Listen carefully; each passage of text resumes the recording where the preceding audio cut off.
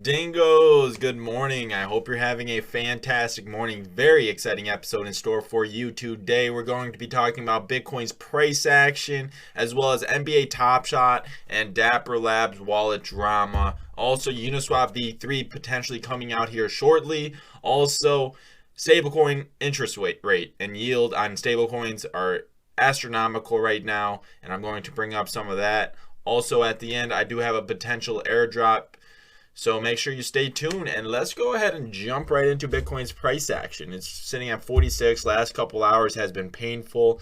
Lower high at 51, 52. So it's not looking too good right now. It definitely looks like we're going to fall below 43 eventually. But I have like 20% of my portfolio in stablecoins currently, and 80% just earning interest on different protocols, etc., etc. So I'm not going to touch the 80% probably ever in my life. This 20% I'm going to dollar cost average once we get near the 20-week moving average. And this 20-week moving average is between 30 and 35,000 right now. By the time we hit it, it could be anywhere between those two numbers. And if you haven't been watching my videos, I literally bring up the 20-week moving average almost every news episode. Why? Because it's the only indicator that really matters, guys. It's the distinguisher between the bull and the bear market. We've used it as support historically many times, many times. And as long as we use it as support, we are still in a bull market. And right now, Wolf of Wall Street tweeted this today. Look at this straight line. You know what this straight line goes to? The 20-week moving average. He doesn't have the 20-week moving average, but that's pretty much what this line goes down to. And I think we're going to do something similar to that. And then we're going to use it as support and go exactly what this graph is showing right now. I totally agree with him. Maybe we do more consolidation up here before we break out. But that's what I'm waiting for, is the 20-week moving average. I have been saying this for weeks now, and I'm going to continue to practice patience and wait for the market to come to me. And anyways, let's go on to NBA Top Shot and Dapper Labs. I mean, DeFi Ted posted his whole in-depth article on his experience with Dapper Labs and NBA Top Shots. I'm just going to quickly go over my experience. If you want to read more on DeFi Ted, go ahead, and I'll link this article in my description if you want to go read it.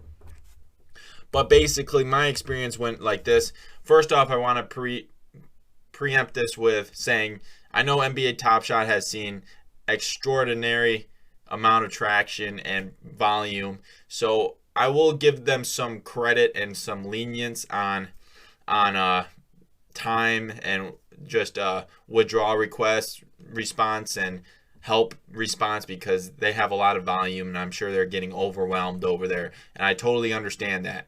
But I do want to point out one thing. Let's just read my withdrawal request real quick. Your withdrawal request is now with our compliance team for review. This process typically takes up to 2 weeks. You will receive an email once your withdrawal is complete. I'm totally fine with this. I mean, I understand when I send money into Dapper Labs wallet, it's a centralized blockchain. I totally know that. I agree with the terms of service when I send money to a centralized service whatsoever. So understand that first off. And second off, the only issue I have with this is you're only allowed to withdraw $1,000 at a time. And then you can't withdraw another $1,000 until the previous $1,000 withdrawal is confirmed, right? So you only can withdraw $1,000 every 2 weeks. Why is this concerning? Because why can't you just withdraw your whole balance at once? Right? Why can't you withdraw your whole balance at once? And if I was objectively looking at this, I would think there's a liquidity issue. I would think there's a liquidity issue because they're only allowing you to withdraw $1,000 at a time. So that's just me objectively looking at the issue. Do I think this will be resolved? Of course, because the NBA is partnered with Dapper Labs, and if the NBA lets this fail, it'll be a huge PR issue. So I do think this will be resolved. I don't think this will be an issue long term because they have such a success. It will be worthwhile to fix this issue, right? So I do think, and there's so many people involved with it, they're going to get this issue fixed. It's just a huge concern, and I don't see why you can't withdraw your whole balance at once and wait 2 weeks and then get all your money out of your Dapper. If you have $100,000 in your Dapper Labs wallet, it takes 200 weeks to withdraw all your money, so it takes 4 years to get your money out of there. No, that's not sustainable. is that reasonable, right? So that definitely has to be changed, and I'm not a fan of that at this point in time. But let's move on to Uniswap v3. Mr. Andre Cronje from Urine Finance tweeted this: when founders and core contributors start posting more actively on Twitter, it normally means they finished a milestone and are waiting for the release. This is the limbo time where they don't want to start something new yet. I've noticed Hayden Adams' post frequency increase. And then Hayden Adams says, please delete. So obviously Uniswap v3 is coming. Hayden Adams also tweets this right here. He says, when Uniswap v3 details are announced, which will you read first? And most people picked rando tweet reactions, which is funny. But one side note is you have 69,000 followers and 425 followed. Might I recommend unfollowing 5 just for a hot second, for the memes? So he has 420, 69,000. I love crypto, and people in crypto are just having fun with life, right? And they're just having fun, guys. They don't really care about anything else. A lot of them are kind of generating fuck you money right now. So I mean, they're just kind of having fun, and they don't really care what anybody else thinks. Anyway, let's go talk about Urine Finance quickly, because they just announced Urine Partners. If we hold one value above all others, it's decentralization. It's building a new global financial system that benefits all. We know we can't build it alone, so today we are excited to announce Urine Partners. It's basically a program that allows protocols to become partners with Urine, and you can go ahead and read this thread if you would like. But guys, I am so bullish on Urine. It's definitely a blue chip. I mean, it's already a blue chip DeFi token, but Urine has so much more potential, guys, and it hasn't been moving in price recently. And I mean, if it goes between 20 and 30,000, that might be one of the tokens that I'm dollar cost averaging when Bitcoin goes to the 20-week moving average. Because I remind you, when Bitcoin goes to the 20-week moving average, alts will bleed heavily. Alts will not survive in the short term when Bitcoin goes to the 20-week moving average. So that's the time where I'm going to be accumulating my most like altcoins, the altcoins that I like the most and I believe in long term. So anyways, let's check out stablecoin yields real quick on Urine, because 26% on USDC, 22% on DAI. I mean, it's insane, guys. Absolutely insane yields, guys. So check it out if you would like, and if you have stable coins, you might as well be earning yield on it. Obviously, you have to take in consideration gas prices, putting money in, taking money out. There's probably going to be $50 to $60 both ways. So understand that, and understand the risk of putting your money in a vault, right? Because there has been many exploits. Even Urine has had an exploit, but personally, I feel safer being in a vault that was recently exploited. Ironically, I just feel safer for some reason, because they just got exploited, so they're on high alert, right? And that's when I feel safer. But anyways, let's move forward into some EIP 155 news, because Mr. Tetranode tweets, heads up, EIP 1559 deployment, aka London fork, is going to be discussed at the Ethereum All-Core Devs meeting this Friday, which is tomorrow, or today when you're watching this. If successful, bears BTFO. I don't know what that means, but something the fuck out. Something bears the fuck out, maybe. I don't know. But anyways, EIP 155 is huge. And when is the London fork? It is scheduled for July. So if EIP 1559 is implemented in the July hard fork, that would be very nice. So, but anyways, one thing I do want to point out, so Mr. Ryan Berkman, he might be the one that introduced the EIP 1559. Maybe his profile picture changed. That's why I don't recognize him. But anyways, so would have burned 16 million in ETH yesterday. So that's what we're talking about. It definitely could make ETH a deflationary asset. And that's huge, guys. That would be huge. That would be a big price catalyst for Ethereum in general. Anyways, Vitalik tweeted this today, a cross layer 2 DEX solution that I proposed a few days ago that only requires one side to be smart contract capable. The other side can just be a simple coin sending only rollup or plasm.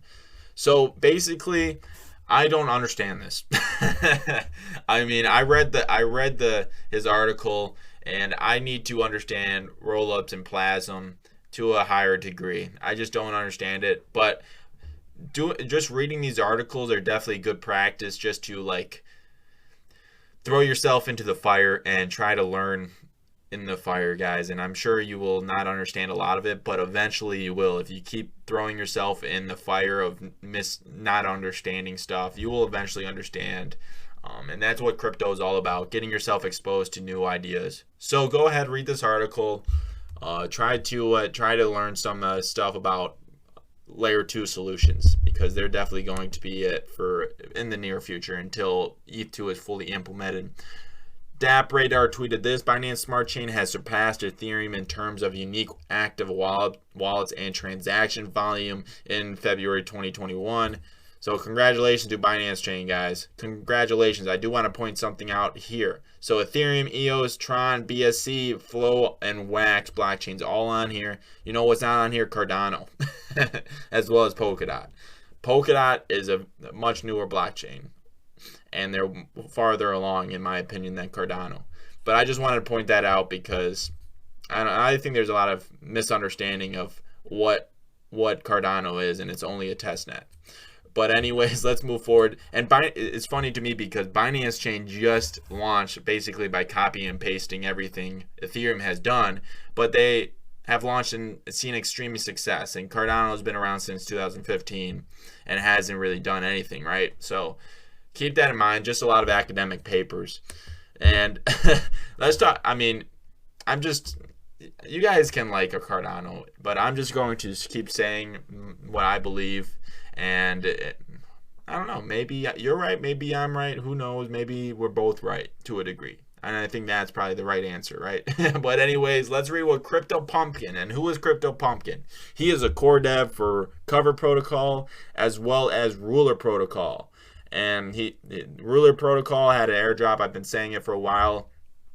I brought it up. If you voted on Cover Proposal, Urine Proposal, and I think there was another protocol that you voted on governance proposals, you would have got the airdrop. But not seeing the airdrop, connect your right wallet, hard refresh the web page, still not see it, not eligible. And then he goes on saying, hey, I didn't get the airdrop. And then Crypto Pumpkin says, look, man, there will be two more airdrops, eligibility to be determined. So there's the speculation right there. What is the eligibility? My speculation would be to interact with their farms and their markets on Ruler. I mean, I feel like that's a sure bet. And if you interact with their pools, if they have another airdrop, I think that's probably a fair bet that you will be exposed to that airdrop. That's what I think. Maybe I'm wrong, but also I do think that's a high potential. And one thing I do want to say about Ruler markets and farms is Cover had a huge exploit. It was an instant failure of Cover and the Cover token. So Ruler, we are offering up $1 million in Ruler tokens for critical bugs in our smart contract. So they're trying to make sure that they are having bulletproof code to a high degree, and they're offering $1 million in Ruler tokens.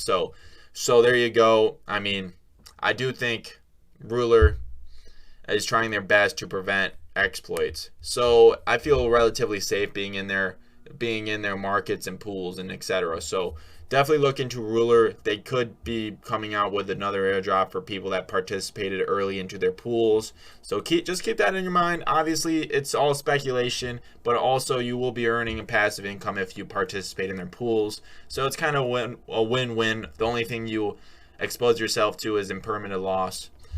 But just keep that in mind. And lastly, let's listen to this. It's scary to jump, Ian. That is exactly when you jump. Otherwise, you end up staying in the same place your whole life. And that I can't do. I show you guys that because I do think Bitcoin's going to go to the 20-week moving average. And if that does happen, a lot of people are going to come out of the woodworks and say, I told you so, Bitcoin's going. It's going down, and everybody's going to be scared.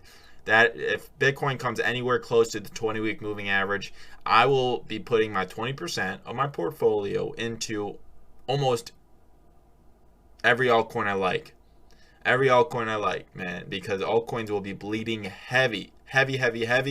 And I do think they will have another altcoin season in the near future, at least by the end of the year. But anyways, guys, that is all, Dingoos. I appreciate each and every one of you. Please subscribe if you're not already subscribed, and like this video too. Lastly, join the Discord, chit chat, Telegram, chit chat, description. Check it out. Twitter, follow me.